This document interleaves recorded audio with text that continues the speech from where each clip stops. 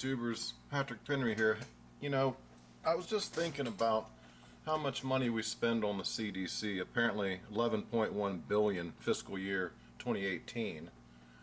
And you consider the military's budget, I know all 700 billion, and the 700 billion doesn't include the Department of Energy making the nuclear missiles, nor do I believe does it include the Veterans Affairs. But that 700 billion, some chunk of that must go to DARPA and some of these bioweapons labs where they create and engineer these, weaponize these viruses in the labs. Now my point being, the CDC's been around a long time, military's been around a long time, DARPA around a long time. If you look at the government's response to this virus, it's quite anemic. In fact, they try to make it look like they didn't know what they were doing, they had no clue what to do, they're trying to get respirators and it's taking some time and so on and so forth, and finally the military chimes in and says we can help out a little bit, but you know, don't get too excited, we can only help out a little bit.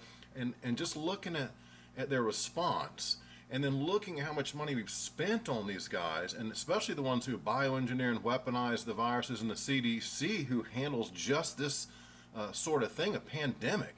Are you telling me in all these years, with all those billions of dollars, they didn't have some preparedness plan?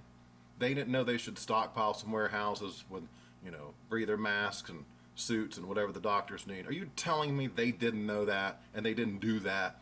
That's all I'm saying. The point of this video is I'm finding that very, very difficult to believe, especially on the side of the military too, because they have to have some kind of countermeasure to, let's say, God forbid, Russia released the virus. You know, they have to have a countermeasure. And as far as the CDC, that is their job, to deal with pandemics and epidemics, and they have to know.